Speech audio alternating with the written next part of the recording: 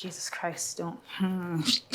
In her case, oh gosh. So she didn't have her dad. So my father was much older than her when he got her pregnant. He got her pregnant in her teens, and he was like 29, I think. Oh The my only God, the only reason he was bro. even able to get close to her was because she didn't have nobody. Oh my God, man. Yeah.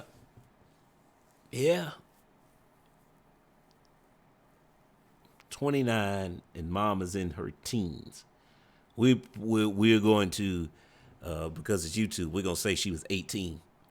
But the way she described that situation, man, we got to do a better job raising our daughters to avoid generational curses like that. Welcome back to Money, Marriage, and Media. I'm Mike, your host. Today, we are looking for 1,000 subscribers.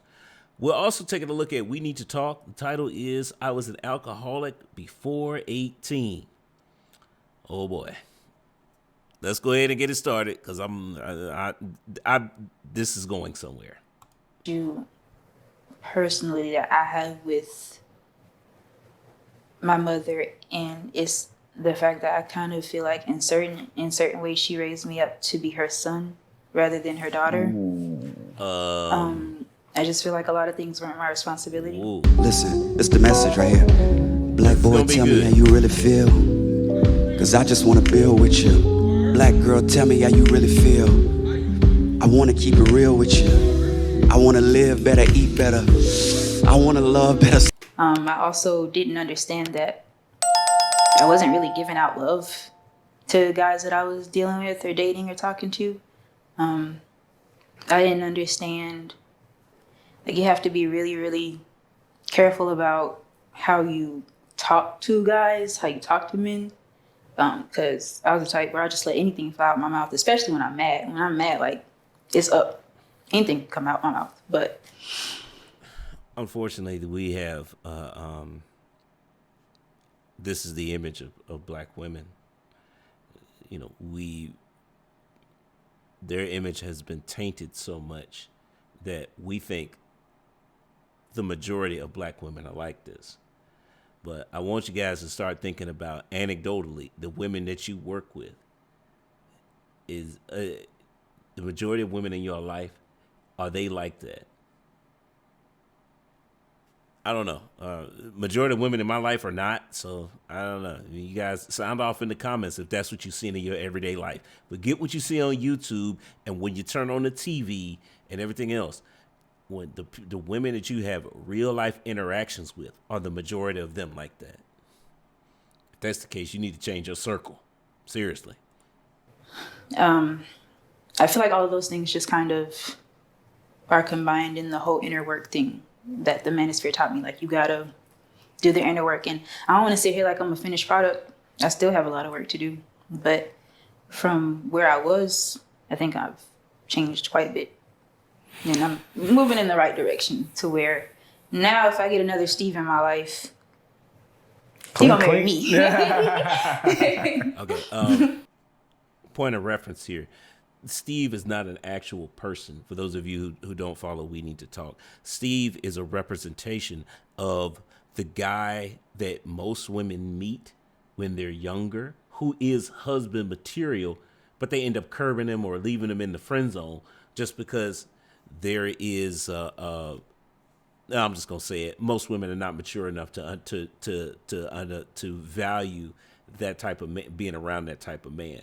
So they end up curbing him. This is where you get the whole situation of, you already met your husband and you blew it, right? I could go into a whole topic about that, and let's keep going, because if we need to have that conversation, we will. But I don't want to, the video's just getting started. I don't want to take us way off track. Okay. Let's talk a little bit about, because what I try to do, and a lot of people ask me, like, how do you have so much patience? And the reason I have so much patience is because I have a lot of grace, and I try to understand the origin stories that lead people to become villains. right, in other people's lives. So, Oh no! Oh no! Not the origin story. No. well, as much as you want to give, Translation, right? your past matters. What is it that you feel like turns? You could even speak generally, women into who you were. That ran off Steve. It's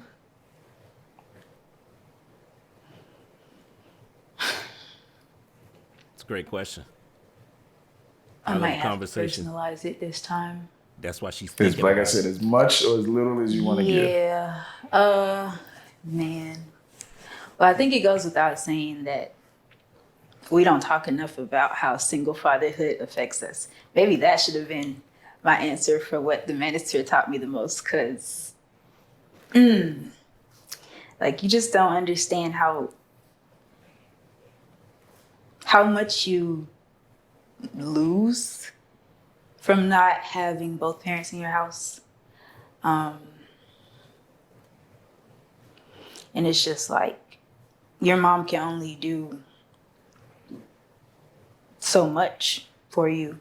And in my situation, even my mom didn't have her dad like that. Damn. So, Yeah. you know, he knew him and she'd see him now and then, but it wasn't like, you know, married in the household, living with her and everything. It was kind of like a Generational holiday curse. dad. Like I said, you know, you only see every now and then. Well, I had a holiday dad. She had more of like a weekend dad. He was a little bit more, you know, present in her life. But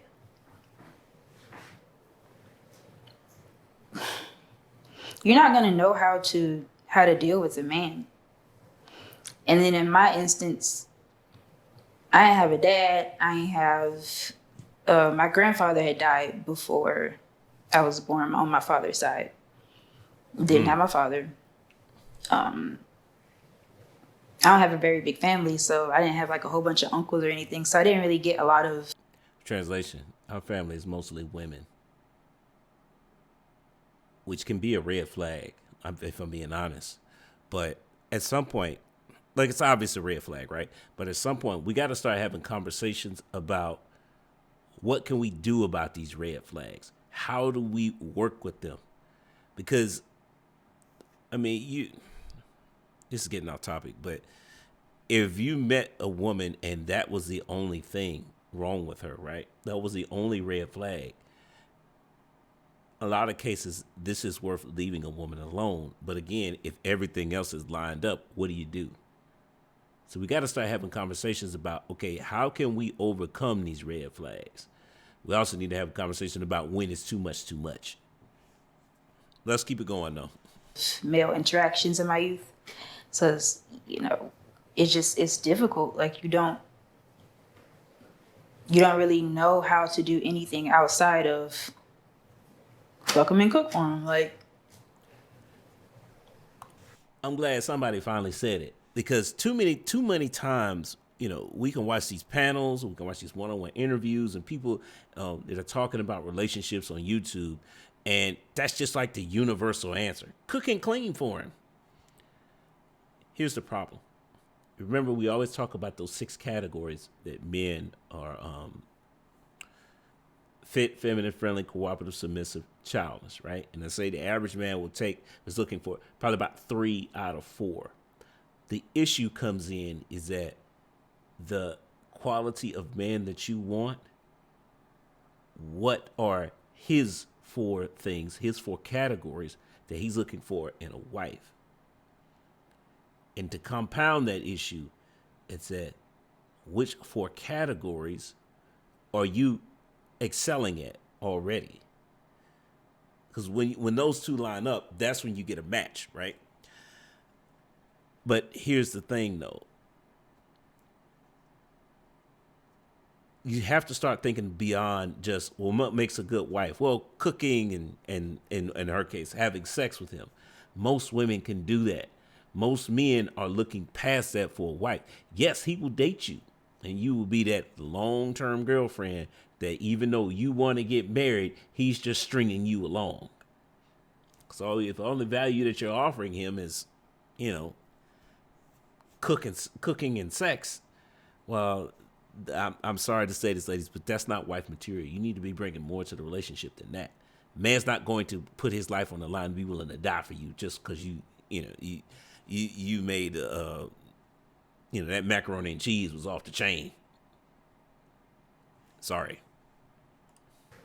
And these are things that I'm still learning, but I've gotten a lot farther along than I was.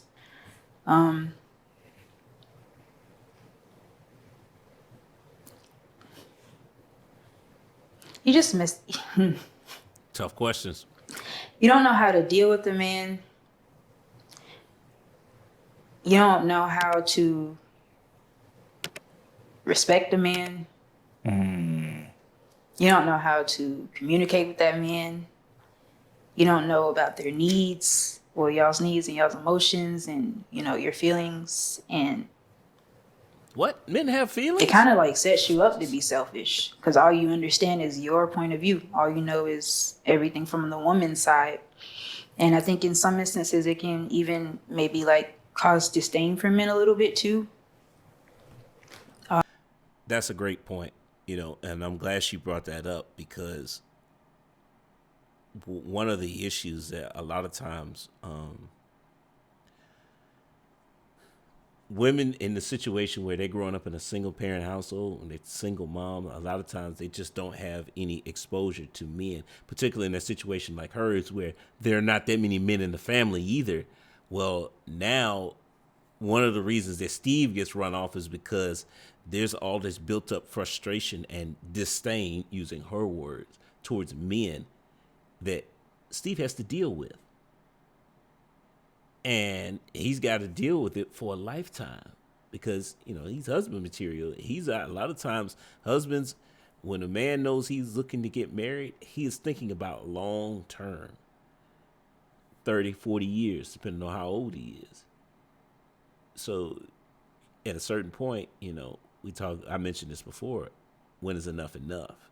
And eventually, Steve gets run off and says that I just need to find somebody who's going to be easier to build with.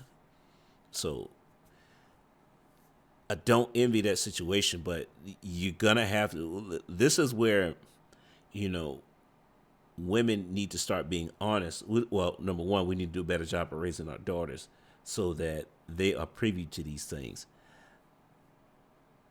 Number two, we got to start figuring out a way to break these generational curses because, she said this.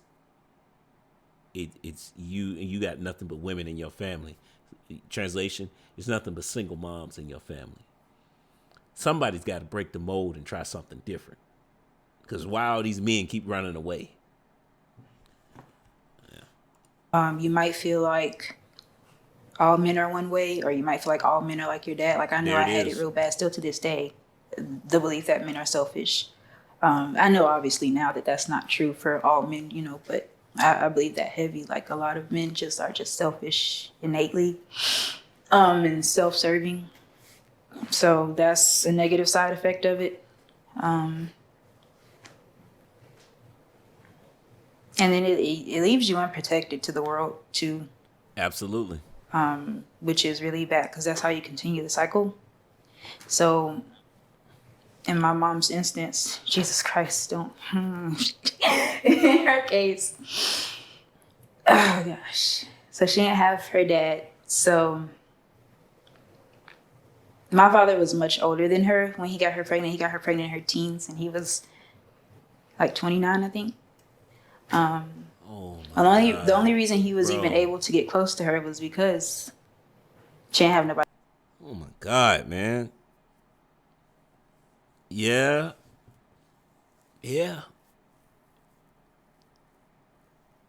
29 and mom is in her teens. We're going to, because it's YouTube, we're going to say she was 18.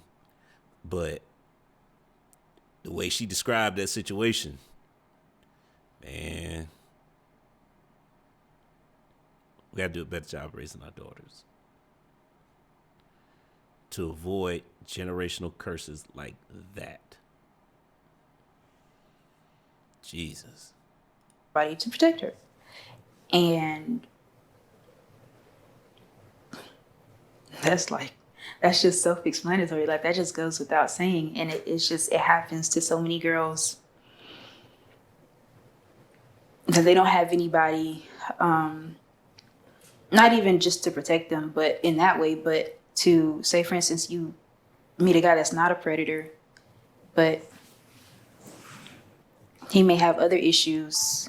You don't really know how to vet that guy because you never had a guy to learn from or to watch or to vet himself. There it is.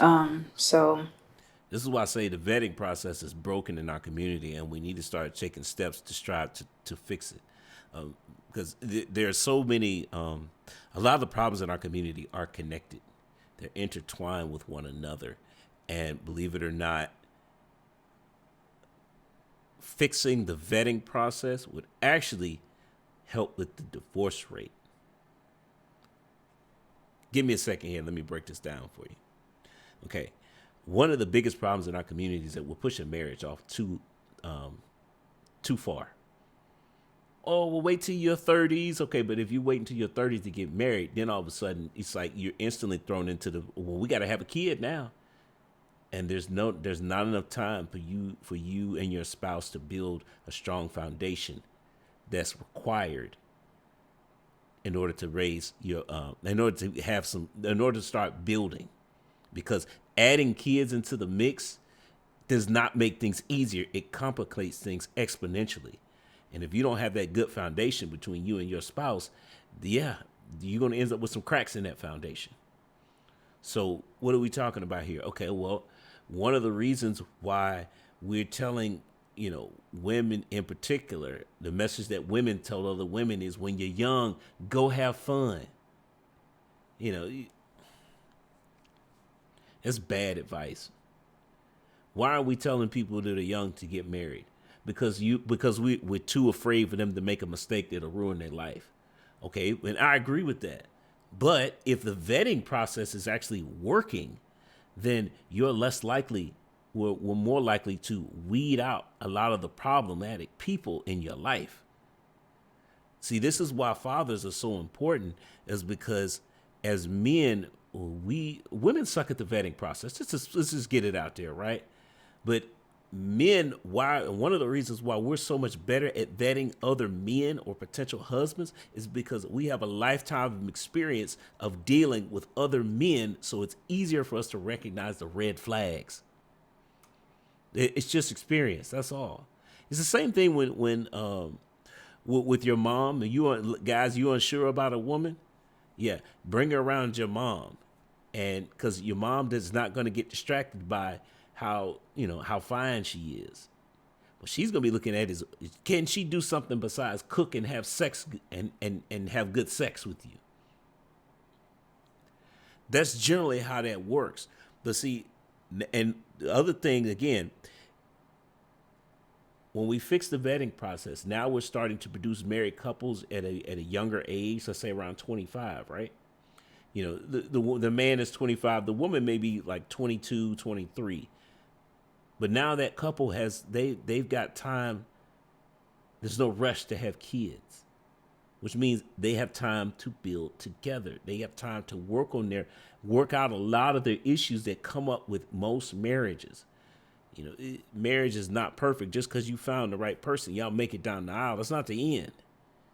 But you need time to work through those issues to figure out what's the best way to respond to conflict.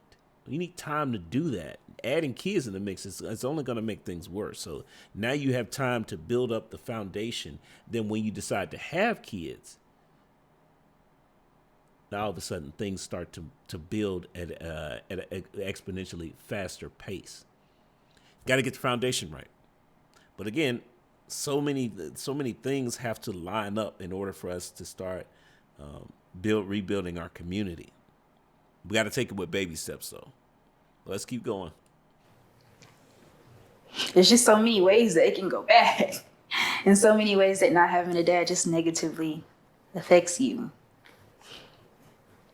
Yeah. Let's say one day you have a daughter. Jiggly Jr. Hopefully not. But what are some things that you will make sure to do, not do, provide for, not provide for, to make sure she doesn't inherit some of the same generational trauma that a lot of our women have because of this cycle? Well, I definitely just will try my hardest to be married before I have a kid. God willing, if it doesn't work out that way, I'll at least try to make sure that I have made a kid with a guy that has integrity and morals within himself to the point where he wouldn't abandon his responsibility and his kid.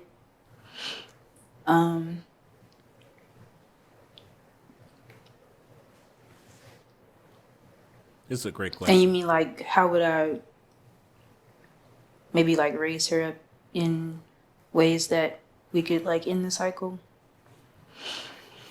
Well, So basically, Sure. I'm asking, like, what do you think you needed that you didn't get? she'll Great have her question. dad for sure. That's a non-negotiable.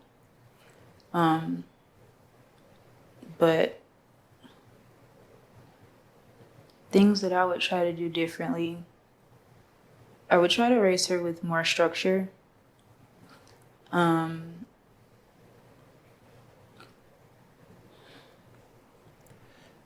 So here's the thing. One generational wealth and generational curses, these are buzz terms, right? And they're actually polar opposites of each other. So when we take a young lady like this, you have a history of single motherhood in the family, right? One of the reasons why she's actually struggling with this is because she probably doesn't know like what else is out there besides, making sure that I'm married to the father of my child. Because that's such a huge step. Because again, what has her family been doing this whole time? Well, they've been doing the opposite. So I think that, well, look, let me back up here for a second.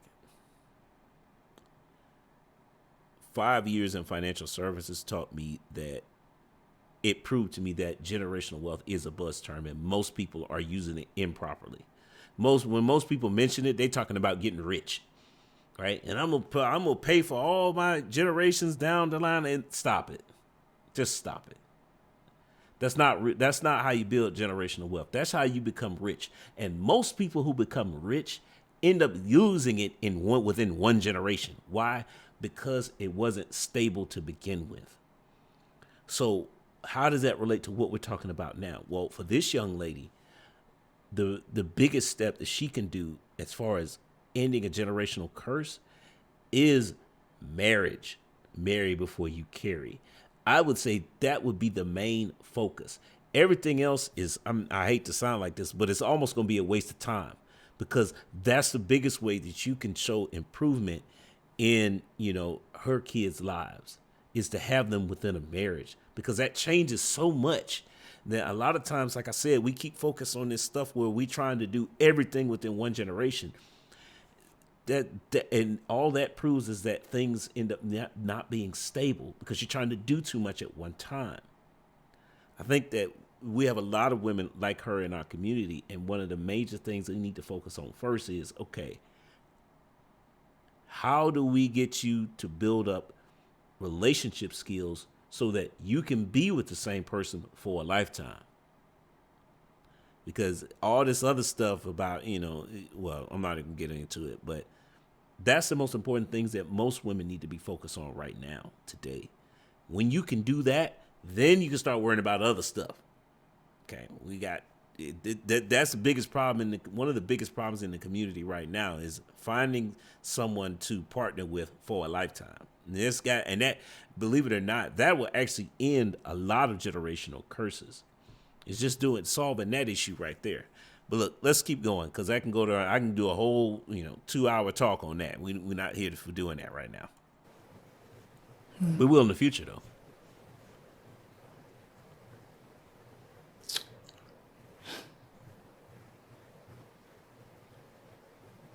Oh, it's coming to me. It's coming to me. Take your time. Take your time. It's There's a no great rush question. here. Take your time. It's a great question. That's why she's struggling with it. structure. She's struggling with it because she's having to think about these things for the first time. But this is the whole point of a series like this, where a one-on-one sit down is that you can ask questions like this, and we have time to ask for actually people to think about an answer and not worried about. This is why I prefer one-on-one interviews versus as being on a panel. I know you get with a panel, you get different perspectives, but a lot of times, we get too concerned about how other people perceive us, or what they're going to say, instead of coming up with genuine answers. So the reason why this is important is because, or videos like this are important, is because we don't have enough of these conversations going on. So when it's in video format, well, now we can reference it, and we can start having these conversations outside of YouTube. Because don't get me wrong, YouTube is great. I'm always, and it's always good to watch videos. But at a certain point, you got to start applying this stuff to your everyday life. I'd probably try to have her around better influences than I was around. And that's no shade to anybody in my life.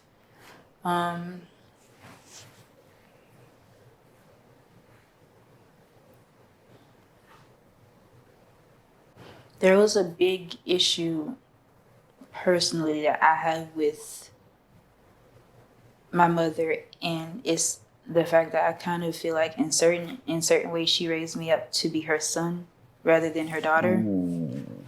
I just feel like a lot of things weren't my responsibility. And I don't mean like in childhood. I mean as I got into my late teens and as I got older, like I was working and paying some of her bills and stuff and like helping her out. Yeah. In ways that kind of what happens is that it's called being in survival mode. And no, you can't build generational wealth when you're in survival mode, because all you're thinking about is what's in front of you. So this is where another benefit of having a marriage-minded man, a husband, come into the picture, because a lot of times we're thinking further down the road than that. And unfortunately, we have a lot of survival mode going in our community. And then you want to compound that with fake, building generational wealth, or the buzz term of that. And it's just, we're all discombobulated. And, we're trying to do all this advanced stuff when we don't have a good foundation. Let's keep going. hindered me. And that's also one of the reasons why I went to college a little later, is because I wanted to work and also help support my family. So I definitely would never put any of my kids through that, male or female. I would want to set them up in positions to where they have no choice but to be successful. And I will also try to nurture their natural gifts or their natural talents, the things that they gravitate towards, to kind of push it in their heads to go for a life that you can feel good about, but also that you can fulfill your passion, your calling, what you're meant to do.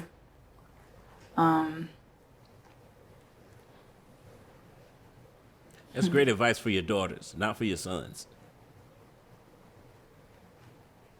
But for sure, I would say the number one thing is they gotta have the other half of them. Because I just think it causes so much confusion when you don't. Like I don't even, since me and my father weren't close, Okay. I don't even know. Just talking about relationship with the father. That side of my absolutely. family. Like, I don't even know. I have so many cousins in Savannah that I don't know, I've never met, because he wasn't there. Like, you didn't bring me around him. So very big on just making sure that they know who they are and they know their identity, and that it comes from both sides. Because I think, like, I'm probably going to make mistakes too, but I think if I can at least secure them that, they'll at least have more than what I had. And I think in my mother's situation, she only did the best that she knew how to do.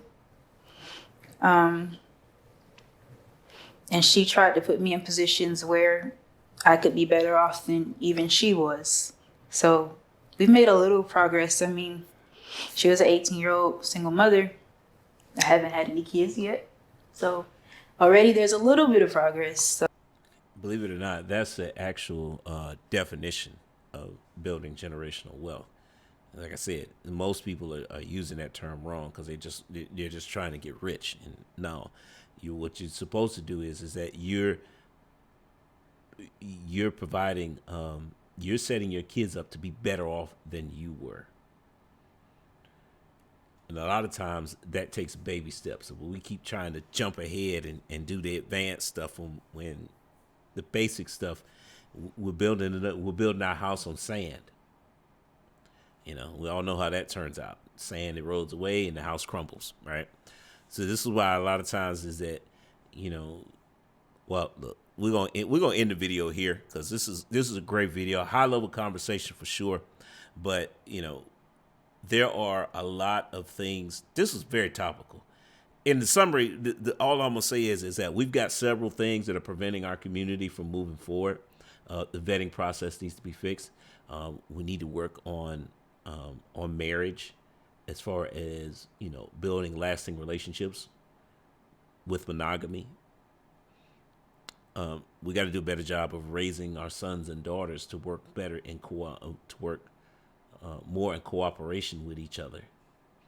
And so because one of the problems with that is that we're raising our kids not to trust each other. And that's a problem because, again, you got to be able to work together. That's just how that works. So you're not going to be able to participate. You're not going to stay married if you can't work together, if you can't communicate with each other. But look, guys, definitely a high level conversation. I'm going to say goes to the next time. Peace.